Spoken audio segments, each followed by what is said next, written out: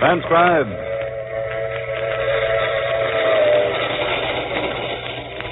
The Mutual Broadcasting System presents The Mysterious Traveler.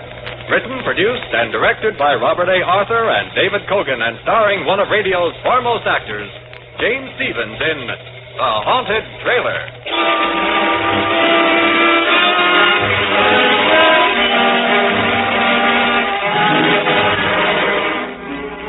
This is the Mysterious Traveler, inviting you to join me on another journey into the realm of the strange and the terrifying.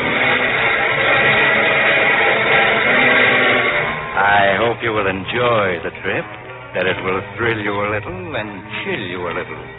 So settle back, get a good grip on your nerves, and be comfortable, if you can, as we take a little cross-country trip in The Haunted Trailer.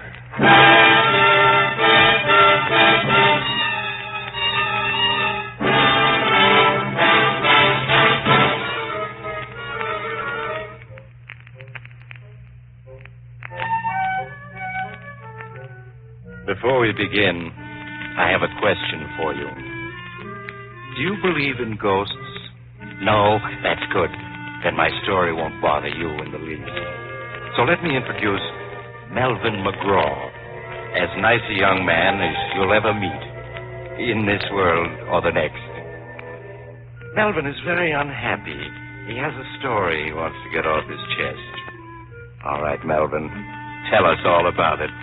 Maybe it'll buck up your spirits.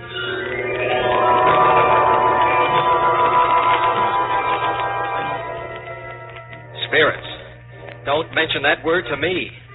What I could tell you about spirits. In fact, I'm going to. You are now listening to a desperate man. And yet, just 2 months ago, I was sitting on top of the world. I was heading for California in my coupe, pulling a brand new trailer. In California, I had a girl waiting for me. Her name was Louise, and we were going to be married. We were going to take a 2-week honeymoon trip in the trailer, then settle down in a little vine-covered cottage. But I haven't the heart to go into details. Just say that as I drove through the Catskills, I was happier than a lark. I'd made a late start, so I drove until well after dark. Then I found myself on an empty stretch of road in the mountains with a bad storm coming up. I didn't want to drive through a storm, so when I came to a tiny, dark railroad station, I pulled off the road beside it and made myself comfortable in my own trailer. In no time at all, I was asleep. But about midnight, a terrific clap of thunder woke me up. I sat up off my head and blinked. The storm was raging outside, and the trailer door had blown open. It was banging back and forth. I got up to close it, but before I reached it, it shut itself firmly. I was about to get back into my bunk when somewhere in the darkness a voice spoke. Now this is something like. It was an odd, unearthly sort of voice, and at first I thought I just imagined it. Then it spoke again. A house on wheels. Furniture and everything. Some fun, eh, chum? They never had nothing like this when I was alive. Then I realized what must have happened. I'd left the radio on, and I was hearing some late program. I reached over to click it off, but it was already off. Puzzled, I found the light switch and turned it. The trailer was empty, except for me. I was staring around in perplexity when I heard it again, that strange voice. Over here, chum. In the easy chair. That's right. Now, can you see me? Can I see him? I rubbed my eyes, then rubbed them again. There was something white and misty sitting in my easy chair. Something that grew more and more solid as I stared at it, until I could see it quite plainly. Like looking at a disreputable old man carved out of a chunk of London fog. It was the only thing it could be was... That's right, chum. I'm a ghost. My name is Spike Higgins. Pleased to meet you.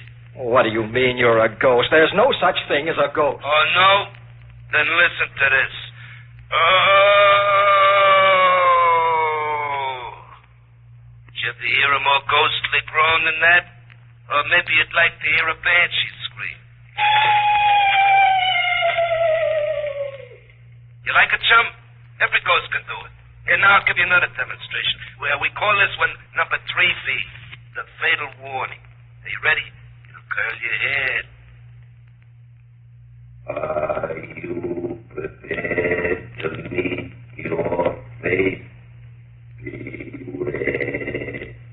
Beware. Stop. Stop. Well, I ain't even begun yet. I got a whole bag of ghostly tricks to try out. Why, it's years since I had a chance to use a single one of them. Hey, what about some invisible footsteps, eh?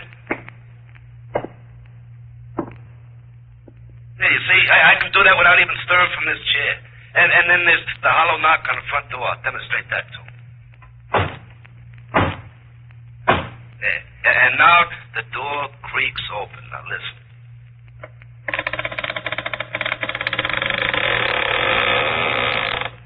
See? Now, just suppose you was alone in a deserted house at night and you heard all them noises. What would you do, huh? I'm asking you, chum. I'd run like the dickens. Yeah, I bet you would. Anybody would. And now do you believe I'm a ghost, or should I give you some more of my repertoire? No.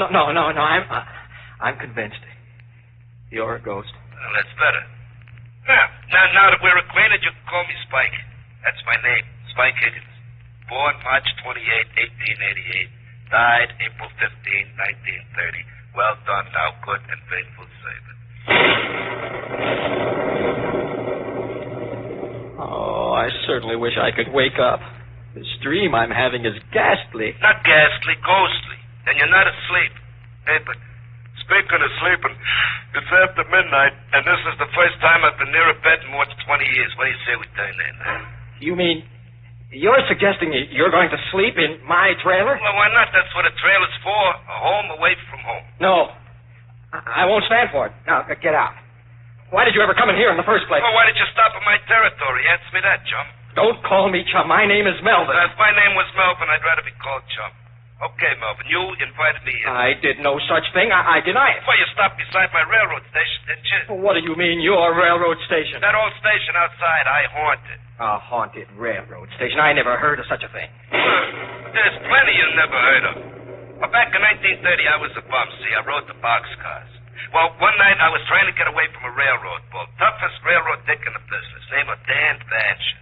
Well, I slipped off the top of a boxcar just as we was passing his station, see? Well, so I got appointed resident ghost for 7 Pine Station. A real lousy break. Hasn't been anybody in the station after dark for 10 years.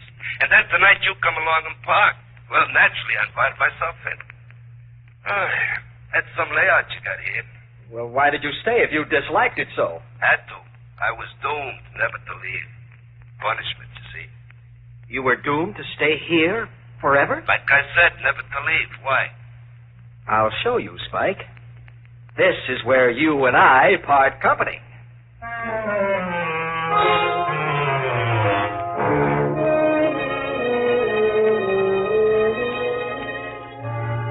I know you think I was dreaming, but I wasn't.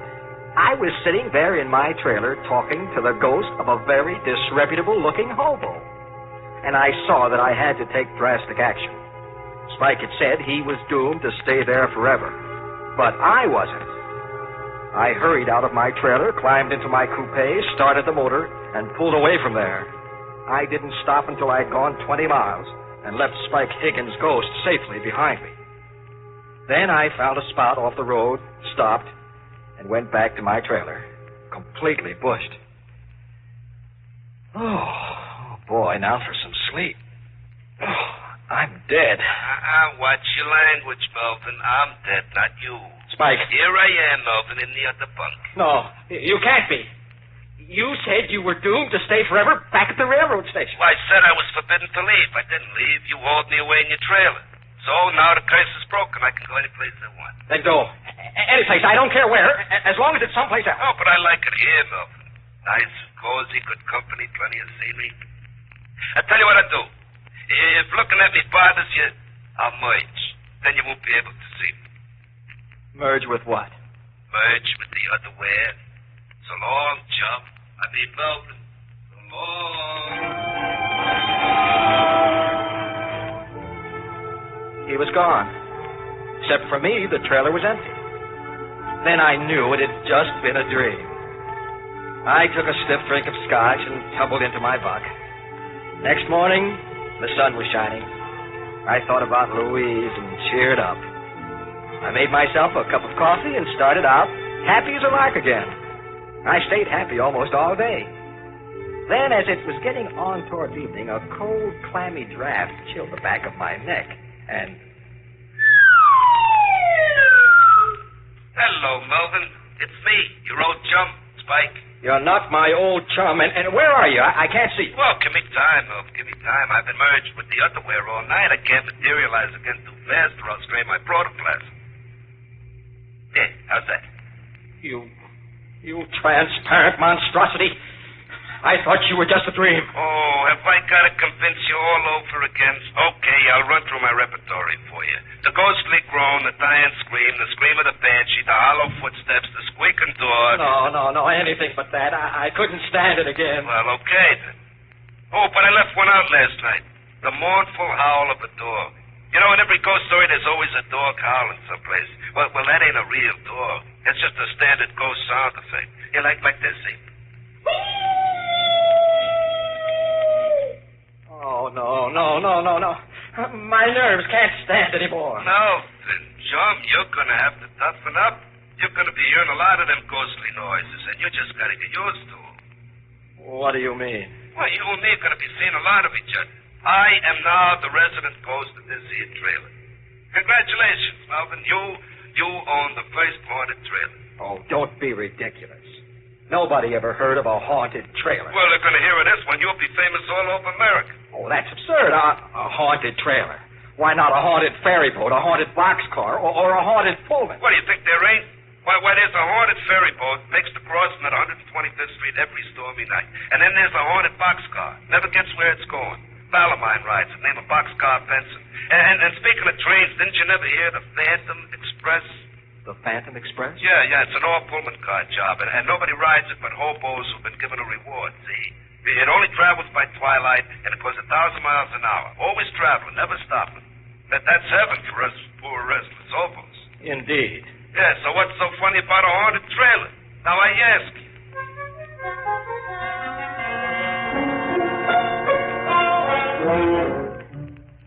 Well, as I got underway again, I was worried.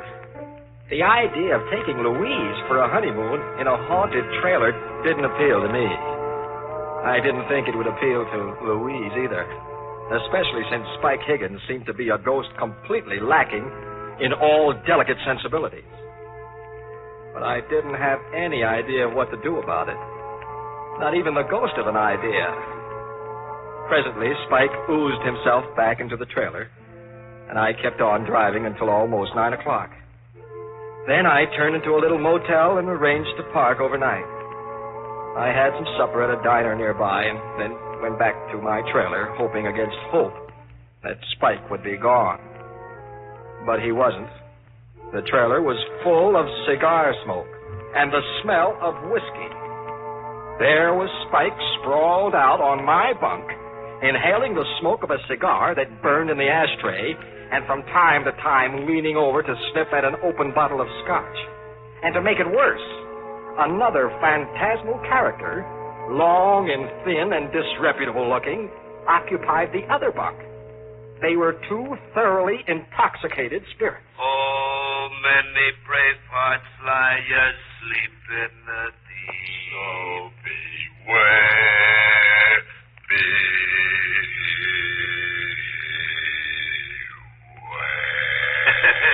Spike, what is the meaning of this? Oh, hello, Melvin. Hey, Melvin, I want you to meet an old pal of mine, Nitro Nelson. Pleased to meet you, Melvin. I'd shake hands if I had any hands. Spike, I asked you a question. What is the meaning of this? Why, Melvin, we're just celebrating, that's all. I ain't seen Nitro for pretty near 25 years, so we're having a little fun.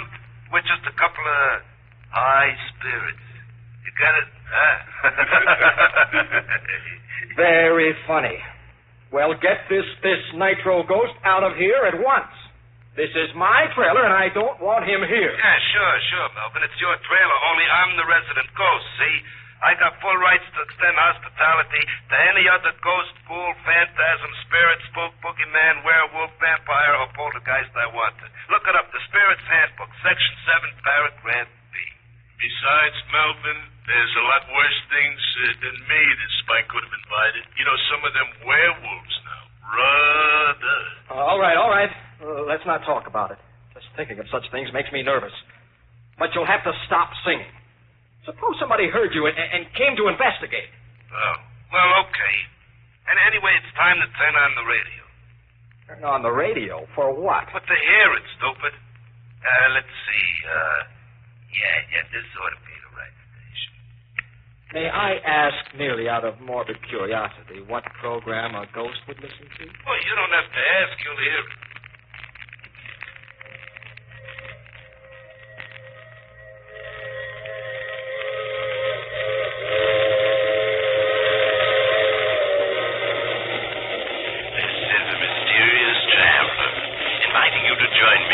Another journey into the realm of the strange and the terrifying. I hope you will enjoy the trip, that it will thrill you a little and chill you a little. So settle back, get a good grip on your nerves, and be comfortable if you can. Mysterious Traveler. Oh, that's a pipperoo of a program. Oh, no. Turn it off. What's the matter? You don't like the Mysterious Traveler? All us ghosts listen to. Oh, I like it all right, but you don't expect me to listen to it with two ghosts right in the same room with me, do you? Sometimes he even scares us. Okay, we'll turn it off. Look, Spike.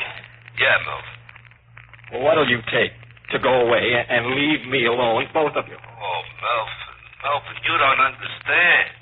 I've took up my abode in this here trailer. I'm your ghost now. Your family ghost. Where thou ghost, I will ghost. You get it?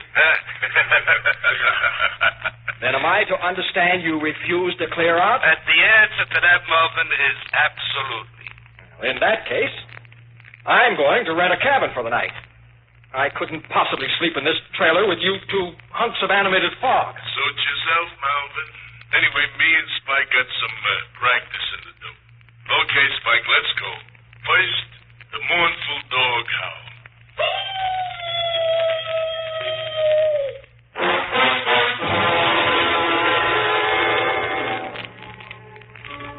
That night, I slept in a rented cabin. The next morning, I drove on westward with my two phantom passengers and tried to pretend they weren't there. I almost got used to them. I suppose a man can get used to anything, even to having a permanent cold chill running down his backbone. When we passed through Denver, Nitro Nelson dropped off, saying he wanted to haunt up some old pals of his, leaving me with Spike Higgins. Well, Melvin, it's just you and me together now, just the two of us. Until you get married to this, then there'll be the three of us. I don't think Louise is going to like that. Oh, sure she will. Anyway, I'm sticking around. I hate to think what Louise will say when I tell her about it. Hey, where are we going on our honeymoon? The three of us, I mean. I figured on driving up to Oregon to see the mountains. Oh, that's good. Just as long as we get away from California. What have you got against California? Oh, just that Dan Basher that's there now. Dan Basher? Yeah, you remember that tough railroad dicker was chasing me when I fell off that freight? Oh, he's the toughest bull in the business. Hey, you're not afraid of him now, are you? No, of course not. Oh, only the grapevine says he's kind of sick, see, and he might be entering the spirit world any time now. I wouldn't want to run into him again if he did. He's got a grudge against me. Hey, I just thought of something. What? Well, right at first, Louise probably won't be able to see me or to hear me, see? On account of a family ghost is only visible to the household. You get me?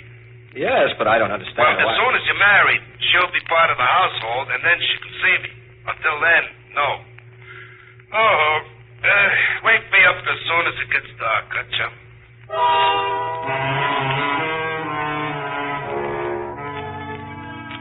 3 days ago, we reached Santa Monica. I rented parking space in an auto camp and immediately phoned Louise.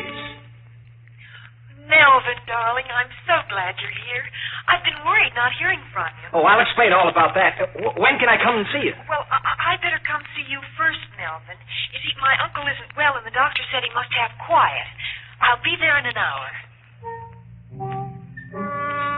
I hurried back to the trailer and tried to clean it up. Spike Higgins' ghost lay on a bunk and watched me cynically. Hey, take it easy, Melvin. You're no good at housework. You know, this place needs a woman's touch. Now, listen, you. You've got to promise not to frighten Louise. I told you, Melvin. She won't even know I'm here. I certainly hope not. That would ruin everything. Here she comes now. Coming, darling. Melvin. Louise. Oh, here, let me help you in. Oh, thank you, Melvin. So this is it. The trailer you wrote me about. Uh-huh, darling. Look, here's the stove, and an icebox, and a built-in bar. A bar? Uh-huh. Oh, now, Melvin, you know I disapprove of spirits. I resent that. Be quiet. Why, Melvin? Oh, excuse me, darling. I wasn't talking to you. Well, then who were you talking to? Oh, it's hard to explain. Oh, look, Louise. Here's a writing desk that folds into the wall, and a regular easy chair. Well, it's very nice, Melvin, but all the same, we're not taking any spirits along on our honeymoon, bar or no bar. Oh, she got a surprise coming to her. I said to be quiet. Melvin, how can you talk to me like that? Go on, show her who's boss, Melvin. I told you to shut up. Melvin! I won't stay here and be insulted. You can telephone me when you're ready to apologize. With that, Louise stormed out. That evening, I had to plead with her on the telephone for half an hour before she would consent to let me drive out and see her at her home. Oh, really, Melvin, you were very rude this afternoon. Oh, I'm sorry, darling. I'm overwrought. I apologize. Well, you do look rather haggard, Melvin. And the way your hair stands on end, you really should do something about it. I wish I could. Louise, how soon can we get married?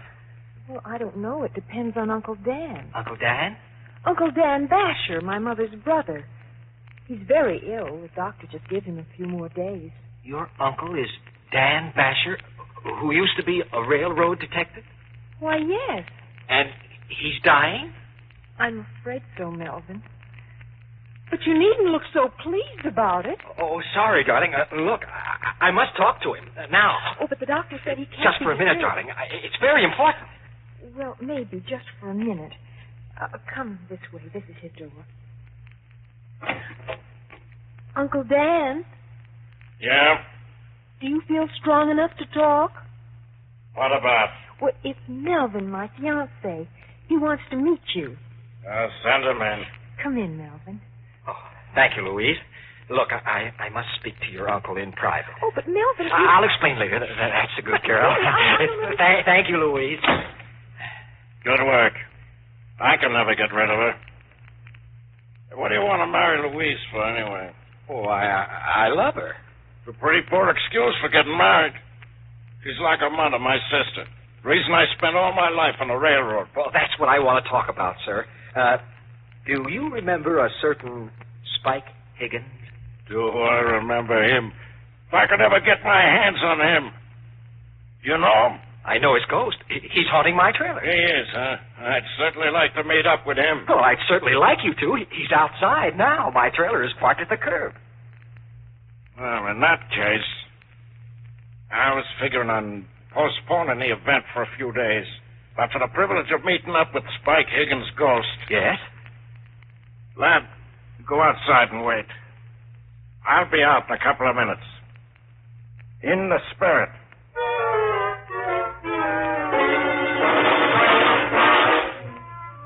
I made some excuse to Louise and hurried out to the trailer. Spike Higgins' ghost was lolling on my bunk. Oh, out so soon, Melvin? What's the matter? Oh, nothing, Spike. Nothing. Hey, you're up to something. What is it? Nothing, I tell you. Oh, relax, Spike. Relax. I got a funny feeling. Uh-oh, someone's coming. What do you mean, someone? Another spook. He's coming in here. Hello, Spike. Dan Basher. In the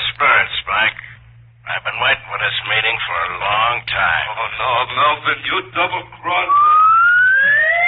After him. Quick, Mr. Basher. Right you are, lad.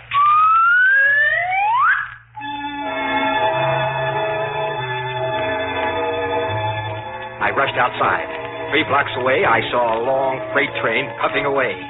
Spike Higgins' ghost was racing for it with Dan Basher's spirit gaining on him. For the first time in a week, I felt happy again. Louise. Melvin. Uncle Dan. He's gone. Yes, I know he is. You know? Well, what do you mean? Well, I just saw him running for that freight train. You saw Uncle Dan running for a freight train? I certainly did. Wonderful fellow, your uncle. Well, Melvin, are you mad? Mad? Not a bit. I am as happy as a lark. Well, you must be out of your mind. Your poor Uncle Dan has just... Oh, Melvin, and you just stand there laughing about it. Laughing! But Louise, you don't understand. Oh, I understand all too well. You want to break our engagement. Hiya, Melvin. So you want to get rid of me, do you? I certainly do. There, I knew it. I just knew it. Louise, darling. Oh, just like a dame. Always weeping. Will you shut up? Isn't there any way to get rid of you? Well, there certainly is. Goodbye, Melvin McGraw, forever. Louise. Oh, never mind, Melvin. You've always got me.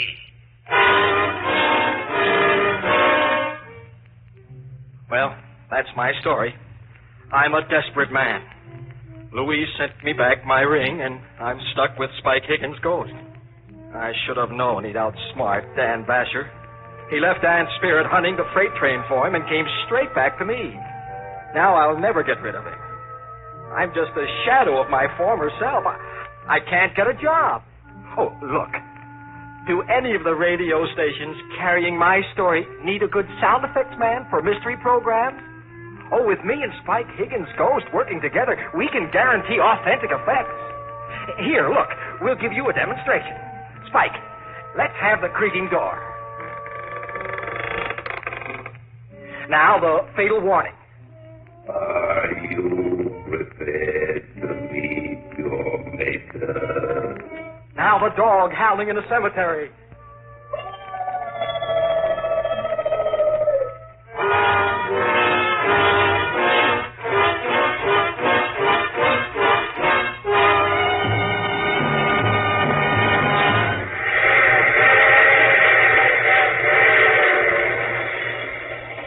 This is the mysterious traveler again.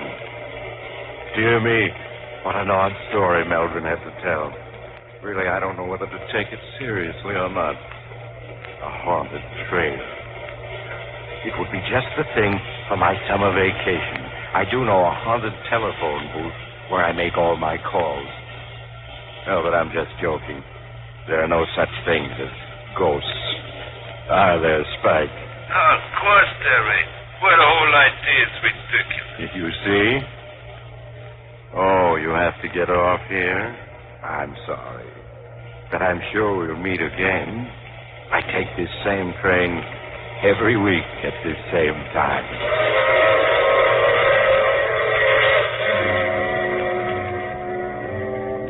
You have just heard The Mysterious Traveler. And now you can also enjoy other tense and dramatic stories of The Mysterious Traveler in the June issue of The Mysterious Traveler magazine. In our cast were James Stevens, Larry Haynes, Bill Zuckert, and Shirley Blank, with Maurice Tarplin starred in the title role. Music is under the direction of Emerson Buckley and was composed by Richard DuPage. This program came from New York.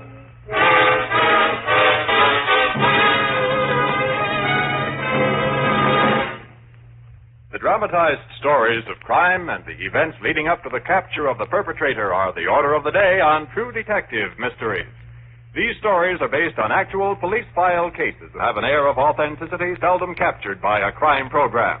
So, for the best in mystery listening, make a date to tune in True Detective Mysteries every Sunday over most of these stations. This program was transcribed especially for presentation to the West Coast audience at this hour. Listen again next week at this same time for Mysterious Traveler. And stay tuned now for Let George Do It, heard over most of these same stations. This is the Mutual Don Lee Broadcasting System.